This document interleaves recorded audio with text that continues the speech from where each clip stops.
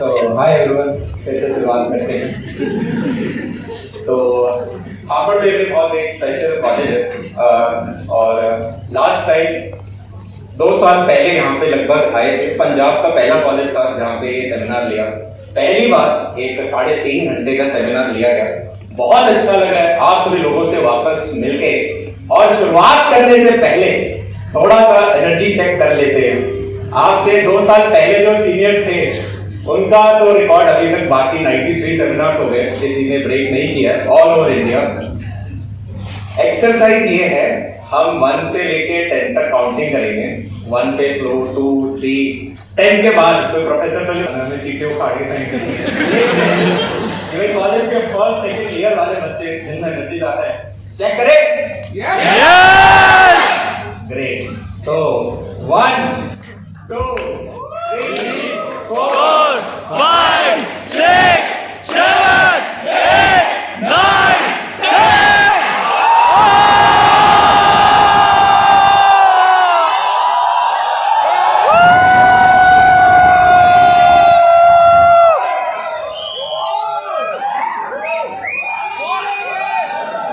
कोई नहीं, पहला टाइगर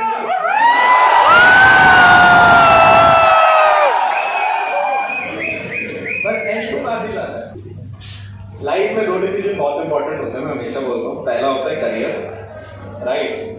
और अभी मैं रिसेंटली आज ही मैंने रास्ते में किताब थी, उसके अंदर पढ़ा कि सबसे बड़ा करियर डिसीजन ये होता है कि आप किससे शादी करोगे, राइट। तो जो पहले 2 थे, एक होता है करियर, दूसरा होता है रिलेशनशिप। तो दोनों बढ़िया चल रहे हैं कॉलेज के अंदर।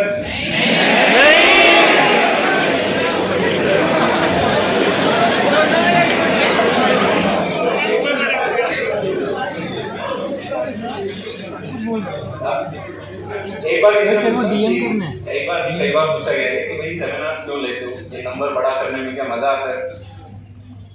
तो भी ऑनेस्ट, जब भी first second year third year कभी कभी फाइनल ईयर के बच्चों के साथ जब इंटरेक्ट करते हैं तो आपके अंदर यार वो एनर्जी है क्योंकि शायद कॉलेज के बाद सेम मेंटेन लेवल पे नहीं हो पाती। अगर मैं खुद को इमेजिन करूं कॉलेज के फर्स्ट ईयर में, तो हम बहुत बड़े जो फर्स्ट ईयर में बच्चे होते हैं, बहुत ज्यादा एनर्जी होती है उनके अंदर। हर एक चीज ट्राई करने की एक इच्छा होती है कि यार पता नहीं होता आगे जाने का, रास्ता पूरा क्लियर नहीं होता, बस एक पता होता है हाँ प्लेसमेंट है, पर उसके अलावा भी मैं कुछ करना चाहता हूँ। कैसे करेंगे, क्या करेंगे, वो सब कुछ आइडिया नहीं होता। फिर सिमिलरली आप फर्स्ट ईयर में आते हो, आपको कोई नेहा कोई राहुल पसंद आता है, तो वो भी हमारी जर्नी होती है। 3 महीने 6 महीने साल भर, इतना तो टाइम लग जाता है पूछने में कि जाए या नहीं जाए। तो जो आपके फर्स्ट ईयर और सेकंड ईयर आपका एक्सपोजर देंगे, और एक्सपोजर पे यहाँ पे मैं एक चीज पे जोर डालना चाहूंगा, कॉलेज को अच्छा और कूल बनाते हैं उसके आपके दोस्त कौन है। आपके साथ आपके 5 दोस्त कौन घूम रहे, वो डिफाइन करेंगे कि आपकी कॉलेज लाइफ कितनी मस्त थी।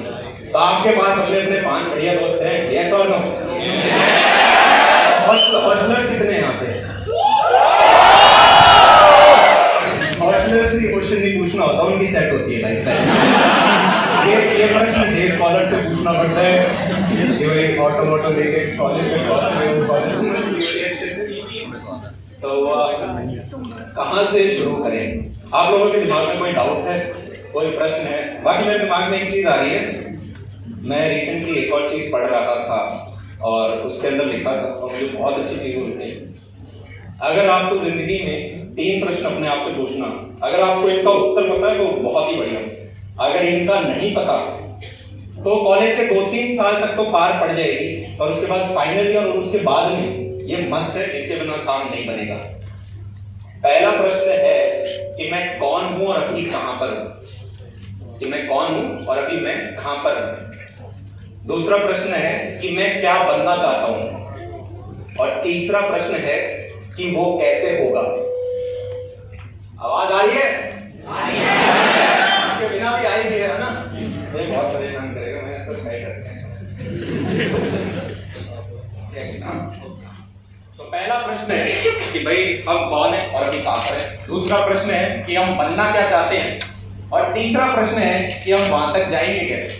अब मैं अगर अपना याद करूं कॉलेज के फर्स्ट ईयर के अंदर आए थे, तो इन तीनों में से पहले का उत्तर ये था कि मैं अभी स्टूडेंट हूँ, राइट। मेरी मम्मी चाहती है कि भाई हम कुछ प्लेसमेंट ले लें, पापा का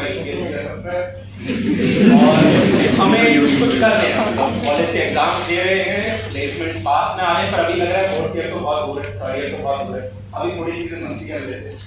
और जाना कहाँ है उसका तो यार उत्तर शायद हमारे पेरेंट्स को पता था, हमें इतना नहीं पता था कि कहाँ जाना है। कुछ चीजें आ रही यार, एक टॉपिक मैं डिस्कस कर रहा हूँ, ये रैंडम है। नॉन प्रॉफिट जो हम बोलते हैं, नॉन प्रॉफिट का मतलब नॉन प्रॉफिट नहीं होता, कभी कभी उसके अंदर हिडन अपॉर्चुनिटीज होती है और वो चीज शायद कुछ केसेस में प्रॉफिटेबल बन रही है। जब भी आप जिंदगी में किसी चीज को यार परसू करो, सबके कुछ बड़े बड़े सपने हैं, यस और नो? आप उन्हें परसू अगर करना चाहते हैं तो उसके लिए कुछ स्ट्रैटेजी बनानी जरूरी है। कॉलेज के फर्स्ट सेकंड थर्ड ईयर में आपके पास काफी सारे खरगोश कभी दो नावों के अंदर पैर मत रखो, फट जाएंगे। उसी का एक और है कि कभी भी दो खरगोशों के पीछे मत भागो, कोई सही पकड़ में नहीं आएगा। जब हम कॉलेज के फर्स्ट सेकंड ईयर में होते हैं, हमारे पास दो नहीं कभी कभी 3-4 खरगोश भी होते हैं।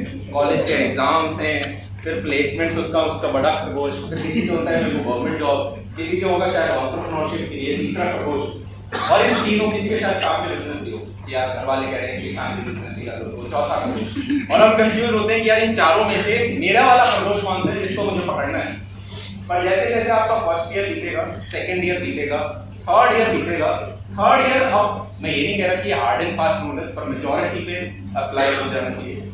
थर्ड ईयर तक हमें थोड़ा आइडिया हो जाना चाहिए यार मेरा वाला कौन सा खरगोश है। एक एक खरगोश आप हटाते जा रहे हो और फाइनल ईयर में आप सिर्फ एक के पीछे भाग रहे हो, राइट। अगर प्लेसमेंट के लिए प्रिपेयर कर रहे हो तो थर्ड ईयर भी आपको फाइनलाइज कर लेना चाहिए कि आपका खरगोश प्लेसमेंट है। तो जनाब अब शुरुआत कहाँ से करें? मेरे को लेना यार 3 घंटे का सेमिनार है, 35 मिनट, तो मेरे समझ नहीं आ रहा कौन सी चीज के बारे में पहले बात करें। अगर आप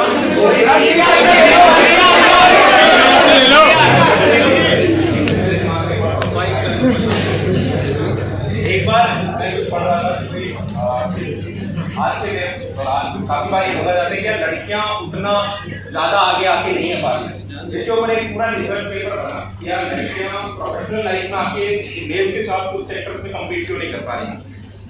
उसका लास्ट में एक आंसर लिख रखा था और शायद उससे आप कुछ सीख रहे हो। उसके अंदर ये था उत्तर कि वो हाथ नहीं उठाते, जब कोई अपॉर्चुनिटी आती है तो हाथ नहीं उठाती है। कौन से दौरान? जब उनकी जॉब लग जाती है, उम्र कुछ 25, 30, 35 होती है और एक पीरियड आता है प्रेगनेंसी पीरियड। तो जब वो टाइम चल रहा होता है तो मान लो कोई बॉस आया, वो कहता है जी ये नया प्रोजेक्ट है, तो उस दौरान वो हाथ कम उठाती है। और अगर कोई लड़का है वो कहेगा अरे मैं करूंगा इसको, क्योंकि इससे करियर में आगे बढ़ रहे होंगे। और लड़की उसमें क्या सोचती है कि अभी मैं और एक्स्ट्रा रोड नहीं लेना चाहती। सीख इससे हमें क्या मिलती है? जब भी आप के अंदर हो, कभी भी शर्माओ मत अपना हाथ खड़ा करने से, स्टेज के ऊपर आने से, कोई भी अपॉर्चुनिटी लेने से। हमें नहीं पता यार कौन सा हाथ या कौन सा फेस या कौन सी क्या पूछा हुआ प्रश्न है, कौन सा दरवाजा आपके लिए खोले। क्लास 9 में देखो बड़ा डर लगता था, पूरे स्कूल में डर लगता था टीचर से हाथ खड़ा करके डाउट पूछने में। इस चक्कर में माँ बाप बड़े डांटते थे यार हम स्कूल में इतनी फीस देते हैं तो क्वेश्चन क्यों नहीं पूछ के आते हैं, क्या प्राइवेट टीचर। तो अगर हम उठ के देखे तो यार याद भी नहीं 9th क्लास में कौन हंसता, मतलब अगर आप खड़े हो कोई खड़ा हुआ था अपने स्कूल टाइम में डाउट पूछने के लिए, हाँ है ना? बगल की राम बोलने वाला था, राहुल और नेहा में से कौन हंसा था आपके ऊपर? उसका चेहरा भी याद है?